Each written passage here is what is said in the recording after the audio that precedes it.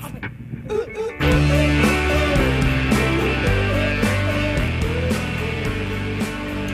hairdresser friends, it's Michael Levine. Today I wanted to talk to you about an event I was at. Today was the annual general meeting for the Beauty Council of British Columbia, which is the governing body, or sort of governing body, because British Columbia is deregulated, and that's maybe another, that's a whole nother blog. But anyways, we've been deregulated for a decade. But I was at the annual general meeting, and I actually ran for a board of the board, I guess. Anyways, I was elected to the board of the Beauty Council. I figured it was my turn to contribute in a more meaningful and holistic way to the industry. And it's cool that I contribute by doing these blogs and things like that. But at the end of the day, this is a little bit kind of intangible, and this just allows me to vent a little bit here and there. Now I'm going to have to actually put my money where my mouth is and try to make things, better for the industry within my province. Anyways, there was something that we did at the end of the meeting today, which was really cool and we've never done before. And that was a sort of a celebration of young talent. And in my company, I've built my whole company on young talent. So I am the biggest fan of young talent. And I just thought I would talk about the commonality between the 5 young stylists who were presenting models at the event today. The first thing was every one of them talked about the value of a mentor within the salon that kind of pushed them and pushed them to greater things and led the way. And this is a really, really important thing. For me, I know as I've retired from hairdressing about a year ago, chances are there's a reasonable number of people on my staff that when I talk to them about how they need to behave or what it takes to be successful, chances are there's a good chunk of them that are just like, yeah, Grandpa, nobody wants to hear your old war stories, because as far as they're concerned, they've never seen me do it. So I think that it is important every once in a while, if you're like me and you've retired, that you go in there every once in a while and show those kids how you can do hair, the speed at which you can do it, how you can kick ass, try to update the way you work. I know that I find that I still style the way I did. I probably peaked in the year 2000, and I'm still working pretty much the same way, but it's damn good. And 2000 was a good year. Anyways, so they all talked about the value of their mentors. And I thought that was really, really cool. One story that stuck out in particular, there's a girl, she works for, he's basically, I'll just name names. He's a Canadian legend named John Paul Holt, and he's a friend of mine and somebody that I've always looked up to. And she told the story about how she was telling John Paul that she was feeling really, really burned out. And, this girl, because she's at everything.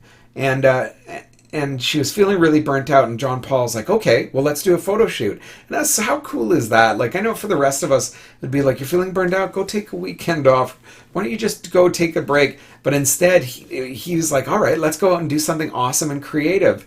And I'm gonna steal that, because what a cool thing to do. Instead of taking a break from it, we're gonna actually reignite your passion for the industry by showing you what it is you love about it, by doing something creative with no limits. Anyways, I absolutely loved that. I loved that attitude, and I'm definitely going to adopt that in the future, because we all get burned out of this. The flip side of that, because I do spend a lot of time in the photo studio, I'm a photographer, is how inspired I get when I leave the studio. I'm exhausted, but it's almost like I can't wait to get back in there. And the longer I'm away from the studio, the less inspired I am. So I do experience that myself. Even now, every once in a while, I do a little bit of hair here and there. And when I do a client, I'm really, really inspired. I don't want to do it every day anymore, but I'm really, really inspired by the work that I do. So, definitely, instead of taking a break, sometimes the best kind of break is a reminder as to why you love the industry by doing something creative. So they all talked about their mentors and the value of their mentors. And by the way, each one of these people, I believe there was 5, each one of them worked for a really, really highly respected, award-winning salon owner. And except for me, because I've never won any awards, and some people respect me, I suppose. But and I don't think I'm actually being self-deprecating here either. But I think I'm a pretty good employer, and I do think I create an environment that does cater to those. If you're seeking out creative inspiration, I hope that I meet that for my staff. Anyway, so beyond mentors, each one of them also seemed really, really passionate about the industry, and it wasn't just kind of faking it. They were presenting beautiful models. The models were so varied. But they were presenting these beautiful models, and the work was outstanding. But not only that, the way they described the work, their command of hairdressing language, and not in an obnoxious, pedantic way where we've all talked to some obnoxious hairdresser who uses terminology that is, just so boorish. They were talking with this true passion for the work that they had done and describing what they had done. And it wasn't just like throwing a bunch of color willy-nilly and saying, here's a rainbow that I created, which, sometimes just because you do or just because you can't doesn't mean you should. But it was all very, very sophisticated. Even the wild stuff was sophisticated. There was a degree of sophistication to everything they did.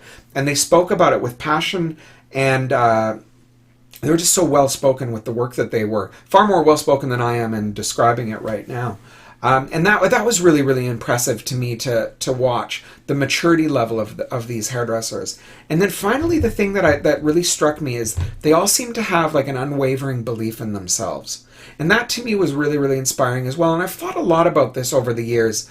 Because I've always had a belief in myself. And Chromians had said a long time ago, and he probably borrowed it from somebody else, but if you can't believe in yourself, why would anybody believe in you? And I know for me, I've always been a successful hairdresser very, very quickly. Far more successful than my skill set should have allowed me for. But the one thing I've always known was that I was going to be successful, and it wasn't like a conscious decision. It just simply was. And I don't know these people personally other than the one girl who works for me who is presenting, but she has that exact same thing. And I've trained a lot of very, very successful hairdressers, and they've all come from all walks of life. But the one thing that they all kind of had, the really successful ones, was a belief in themselves, whether it was conscious, whether it was like a daily kind of affirmation like Stuart Smalley, I'm good enough, I'm smart enough.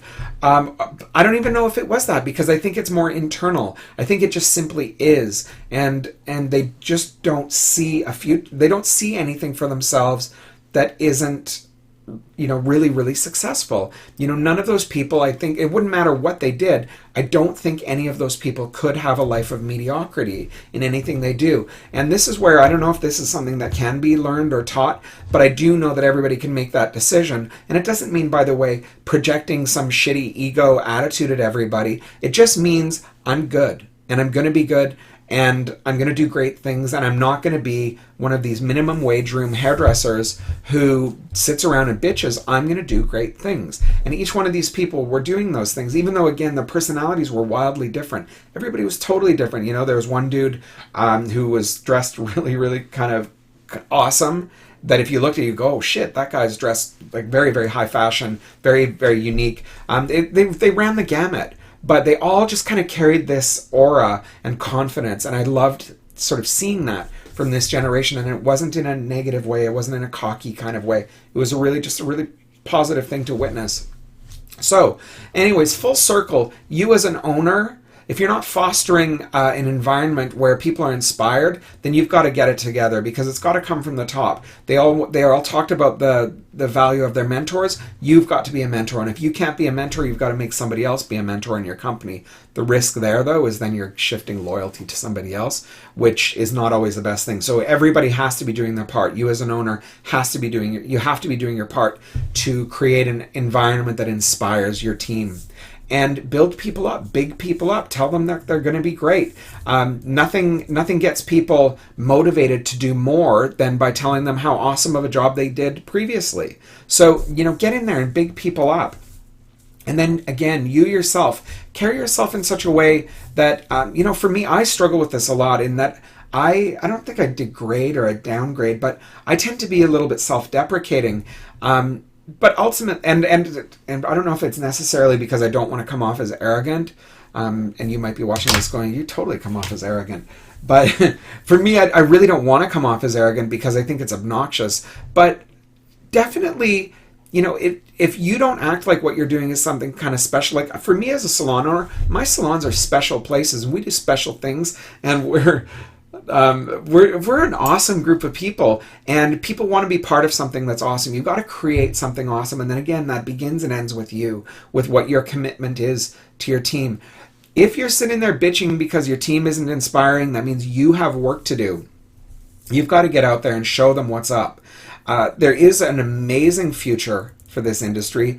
The group of the young talent that I see, and I travel around North America doing a fair amount of teaching, I see some incredible young talent out there on a daily basis. Sometimes we need to educate them a little bit on attitudes, but ultimately, there's an incredible amount of talent that if we can steer them in the right way, the future of hairdressing is really, really bright. I experienced that today. So just something to chew on. Have a wonderful rest of your day.